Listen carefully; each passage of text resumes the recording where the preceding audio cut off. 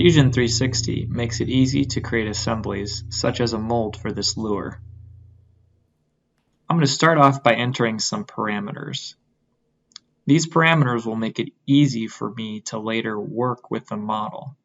Parameters basically work like variables, so I'm just going to give them each an individual name and a value. If I need to come back and change these parameters later, it's as easy as opening up this parameters window and changing the values. I don't have to go back into the sketch when I've used the variable names. Feel free after I've entered all these parameters to pause and enter them yourself. They don't have to be exactly the same since they're variable names, but you need to remember what you called them.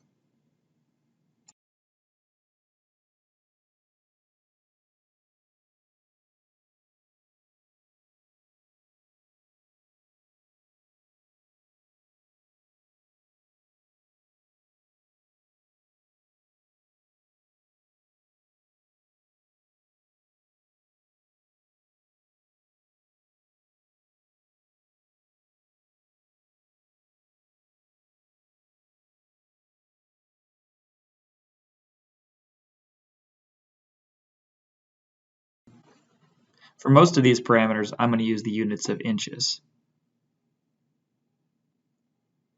But notice I can change that and pick from a variety of units. Here I need to use degrees.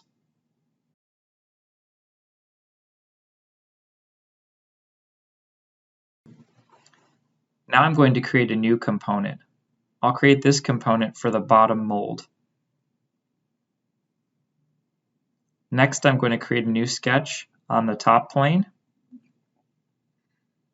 and I'll orient it so I can see more easily what I'm doing. Next, I'm going to create a center point rectangle that's centered on the origin. Now notice I can enter values here for the rectangle based on the parameters I've already used. So I can just type those values in and then push tab to go between the two sides of the rectangle. Notice that the rectangle is now fully defined. I'll next create a point, and I can just place that point at this corner. Pressing D will allow me to get to the dimension tool. And when I dimension this from the side, once again, I'm going to use those parameters, in this case, the whole inset, for both the Y and the X values. I'm now finished with this sketch.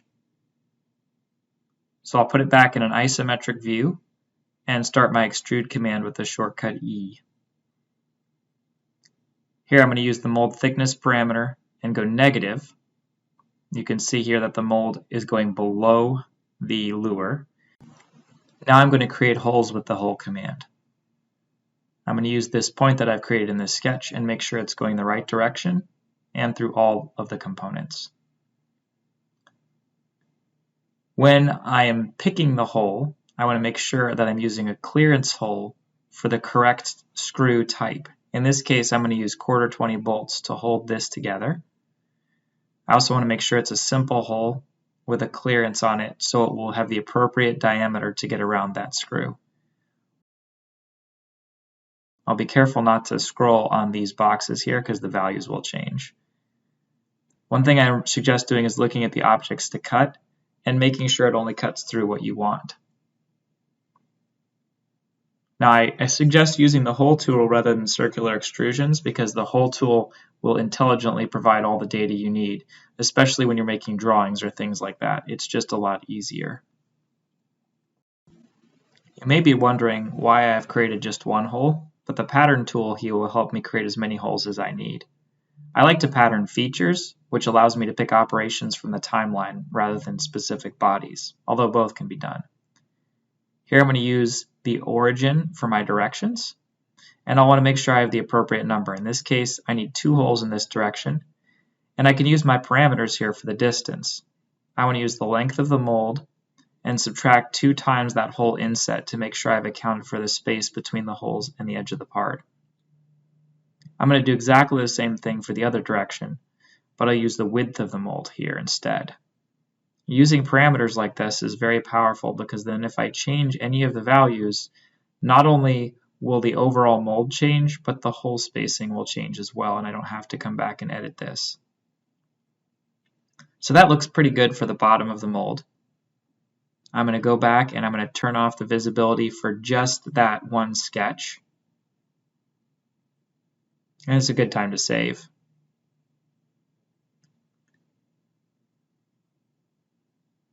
Next, I want to go back and activate the top component. And this is a really important step here.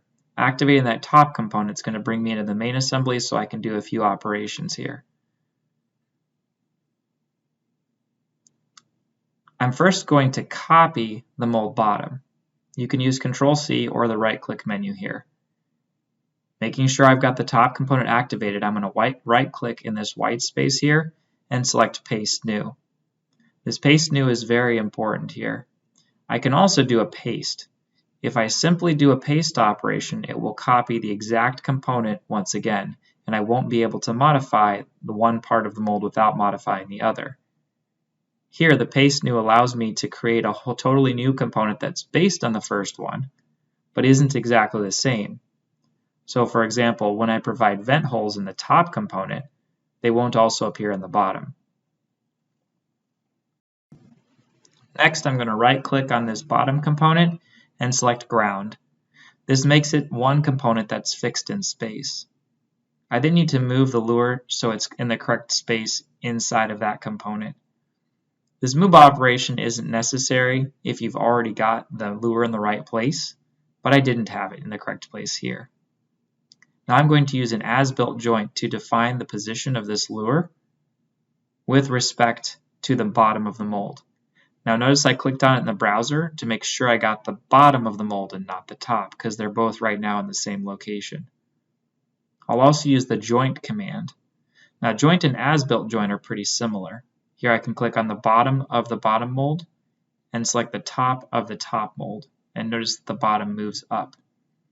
The order in which you pick things is pretty important here. You first click on the component you want to move, then you can click on the component that you want to be stationary.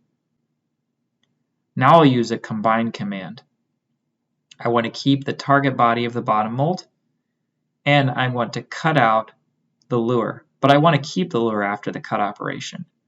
Now it doesn't look like anything's been done, but if I hide the lure, you can see that there's a negative space there that's left over. That's perfect. Now I'm going to hide the bottom of the mold, show the top of the mold, and do the same thing for the top. I'll use the combine command. I want to use this as the target body and this as the tool, and I want to make sure that it's a cut and that I keep the lure. I'll push OK. And again, if you hide the lure here, you'll notice that it did indeed cut out that negative space for the top of the mold. I'm going to activate the mold top because next I need to provide some vent holes. When you're casting, you need vent holes to make sure that any trapped gases can escape. Now, there's a few ways to do this. In this case, I'm actually just going to start sketching on this surface here, on the inside of the claw, and then I'll use the claw geometry to define the whole location. I'm going to use the circle command here, and I'll just create a little circle at the tip of the claw. Next, I want to type P for project and project these two edges. This will allow me to locate that circle right at the tip. I'll use the tangent constraint between that curve and the circle, and between the lower curve and the circle again. Now I need to define the diameter of the circle, and this needs to be based on the settings that your printer can actually handle. So I'm going to make this a diameter of 1/16 of an inch. That may be too small, you might have to experiment, but you want to make sure that the hole is large enough that it's actually printable so that gas can escape through that. Now I can create a mirror of that circle, and I'm going to mirror it around the plane over here. So I'll turn on the origin and use that plane by left-clicking and holding and selecting the YZ plane. And it will just mirror that so I don't have to draw it twice. And I'm going to finish the sketch here. Now I'm going to do a negative extrusion. If you're wondering why I'm using an extrusion for holes here, these holes aren't based on a fastener size, nor are they going to have any kind of geometry like a counterbore or countersink. So it's not necessary here to use the hole command. These are true negative extrusions, not really holes for fasteners. When you're using the hole command, you need to make sure that you're going in the right direction, and often I'll just pull it through and then select the all. Make sure that it's only cutting the body you want to cut, and then push OK. I've got those 2 holes in the top for vent. I will, as is my custom, go back and turn off this sketch for those. I'll activate the top component next. I'll turn on both the top and the bottom of the mold. And now I'm going to use the hole command. I'll place it on this face here, and then I'm going to locate it based on the edges of the mold.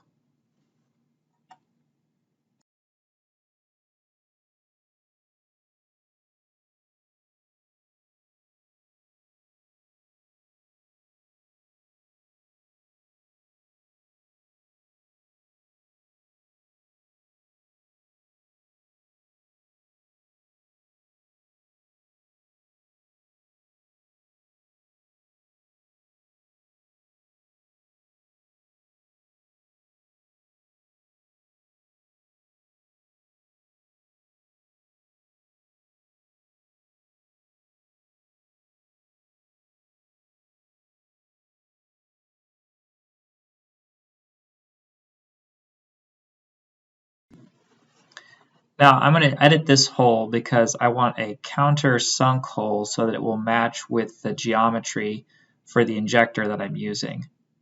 So make sure you go up here and select countersink. And here we can pick screw types, but I don't want to use this for a screw. I want it to be a simple hole, which means I can define it based on whatever geometry I have. So that depth is probably fine for now. I need to use the larger diameter of the nozzle here. I need to use the angle of the nozzle here. I don't really need this bottom angle here because that would be the tip of the drill bit, so I can just ignore it. And then here I'm going to use the smaller diameter of the nozzle. And you can see how that's changed the geometry in my preview window. Once again, I want to make sure that I'm cutting both the top and the bottom of the mold, but not the lure itself. Now the mold's finished. I can hide and show the various components to make sure that it looks like what I want to. And then everything's done. Do not forget to save when you're finished. And this mold is now ready to print. Those 2 halves could be saved as STLs.